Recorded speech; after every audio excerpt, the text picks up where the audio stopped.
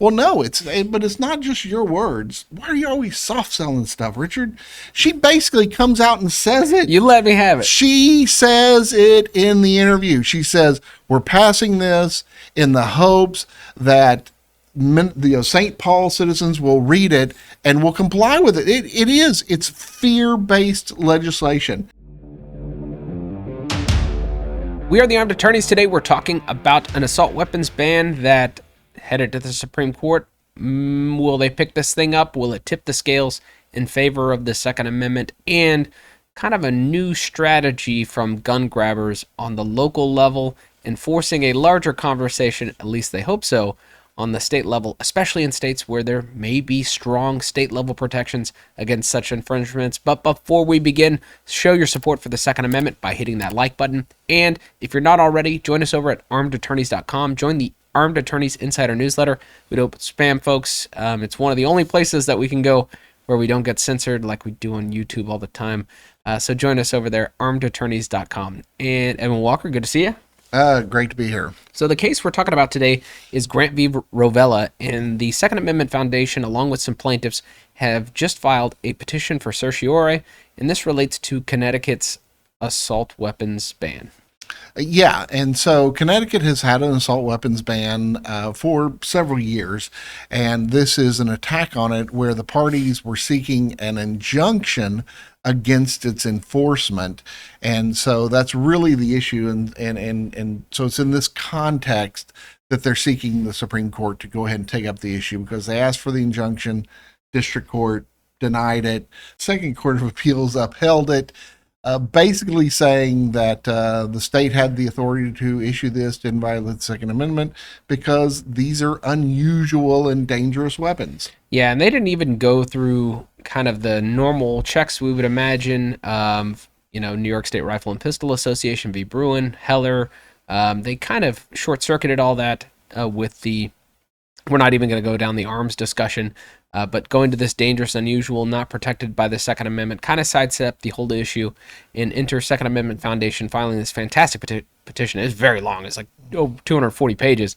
A lot of good work. I got some spicy quotes out of it, too, that are pretty fun. But, we have seen lots of different petitions to challenge these assault weapons bans all over the country, and they haven't made it that far. Why would you say this one looks a little bit different? Well, because this really goes to the fundamental issue, okay? We've had cases that define who the people are. Yep. Spent a lot of ink on who are the people that are contemplated to be covered by the Second Amendment protection. And now we're focusing in specifically on the arms and this idea that this distinction that's made between unusual and dangerous weapons and weapons that are in common use.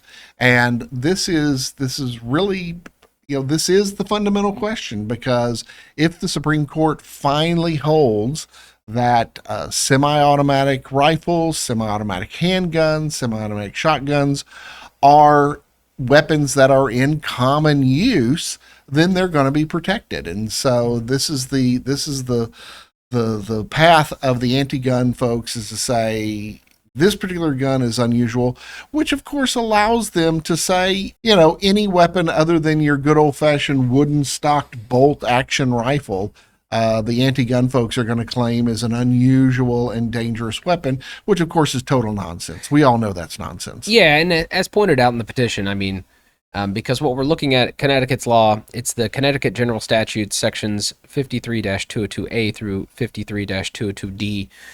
They effectively ban most AR-15 style sporting rifles. You could dig a lot into that statute, but we're talking about the regulation of one of the most popular guns in America, 20 to 30 million in circulation, in the petition estimates. So, if that's not in common use, then I don't really know what is. Yeah, I found a couple of quotes. This is on page 1. If the most popular rifle in the country is not in common use, it is hard to see what that phrase could possibly mean. So I like that one. And the second one that I really like to go into this common use, this is on page 17. By all estimates, there are more AR-15s and similar rifles in the United States than the Ford F-150s, America's most popular automobile. So it's like, if we're going to use a couple of analogies, and I think that's great whenever you use analogies in these things, then yeah, exactly. What does the Second Amendment protect if it's not these common use firearms. Yeah, and I wonder how many people actually own both an F-150 and one or many AR platform rifles. Yes. And so, because the district court sidestepped all of these issues, they didn't apply District of Columbia v. Heller, which, said the purpose of the Second Amendment is for self-defense, keeping firearms. That's part of the equation here, the best tool to defend yourself. So we got that. And the New York State Rifle and Pistol Association v. Bruin, which gave us the standard which the court should have used but didn't. And we see district courts all over the country doing this. But what they're supposed to look at is the regulation or, the law, does it, impact, is it within the ambit of the Second Amendment? If the answer is yes, presumptively the law is unconstitutional. The burden's on the government to demonstrate, based on the text of the Second Amendment as informed by history and tradition, that this is something that the government would have been able to regulate at the time of the adoption of the Second Amendment in 1791. And the court kind of makes reference to these things with, hey, AR-15, they had musket, all the, tired tropes that we see. But, truly, this is implicated by the Second Amendment, and there isn't really an historical precedent to ban the most common defensive weapon ever. No, there certainly isn't. And I know that folks out there have been following this for years and years and years, and perhaps you're very frustrated, as are we, with the fact that the Supreme Court has, at this point, you have to imagine that they're just intentionally avoiding this, because there's so many state and local governments that are passing these assault weapons, and I think everybody knows how much we hate using that phrase, these semi-automatic firearms bans, high-capacity magazine bans, and the Supreme Court at some point has to put an end to this, and I believe that this would bring to number, the third case that they've asked to be reviewed just this session.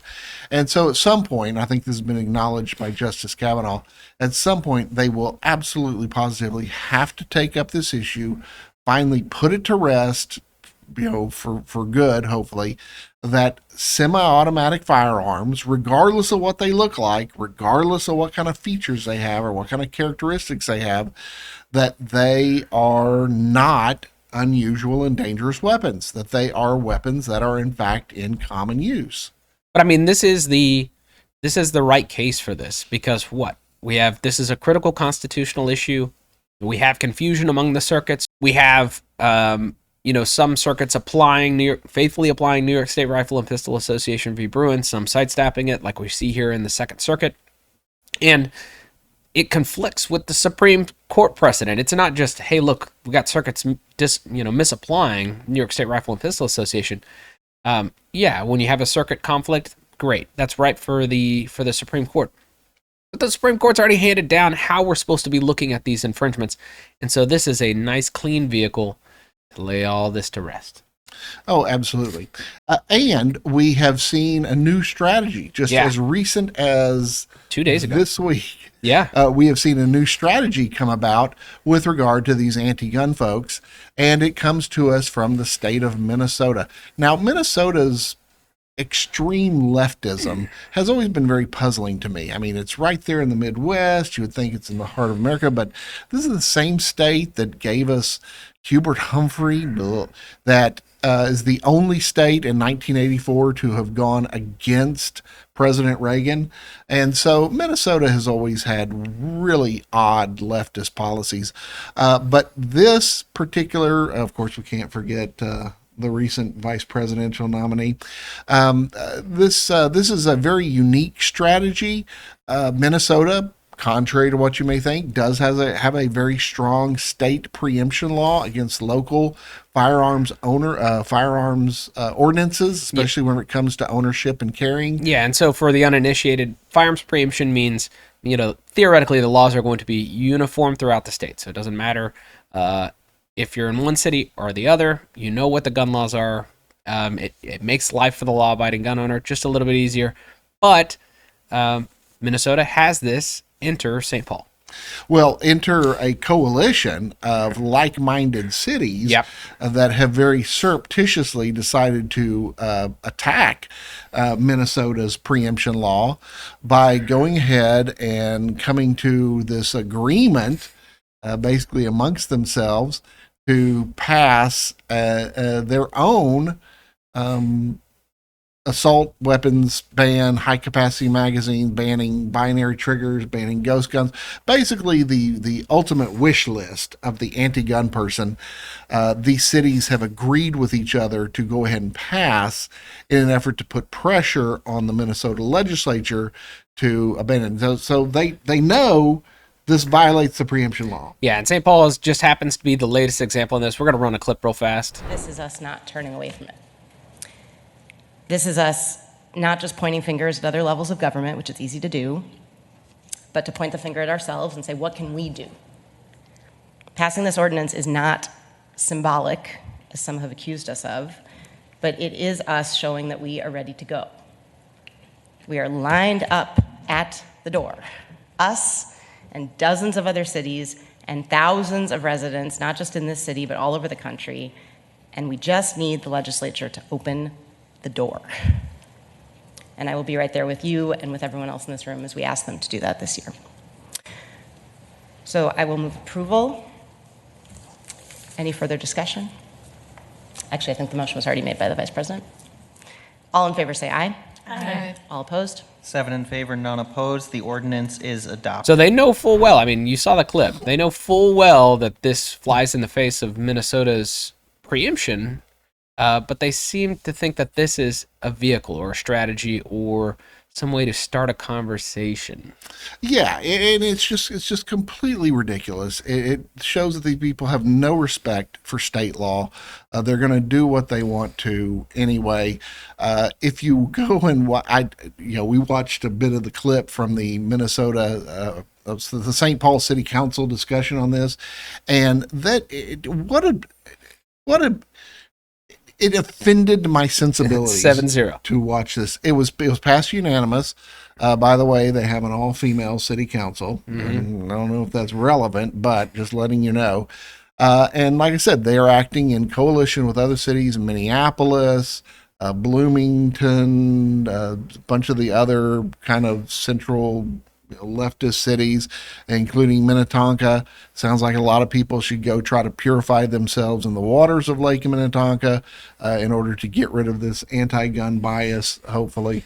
But it really doesn't, it really just shows to what length these people will go to get their anti-freedom agenda pushed forward. Yeah, and what is the practical effect of this? Because I think it was an unrelated news report. Same chairman of the St. Paul, council or whatever. But yeah, they have a president. So unlike most city councils that we're familiar with, yeah, it's presided over by a mayor. Apparently, the mayor doesn't have anything to do with the city council. Yeah. But in the interview with her, I mean, she made it really clear that they know that what they're doing is probably unenforceable, but still they just hope that the fear, those are my words, the fear of, getting jammed up by this will be enough for compliance. Well, no, but it's not just your words. Why are you always soft selling stuff, Richard?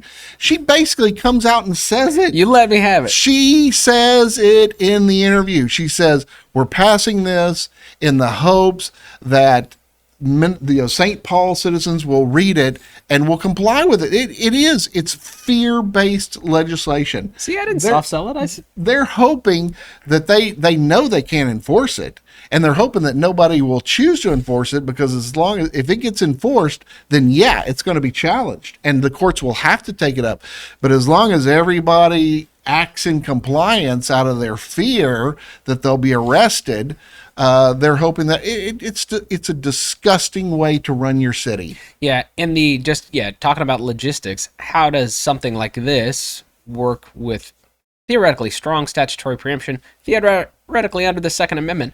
Well, it gets enforced, and it gets challenged as unconstitutional or void under the statutory preemption law, or unconstitutional as invalid under the Second Amendment. So, but you see, nobody wants to beat the test case, right? But that's exactly what they're hoping for.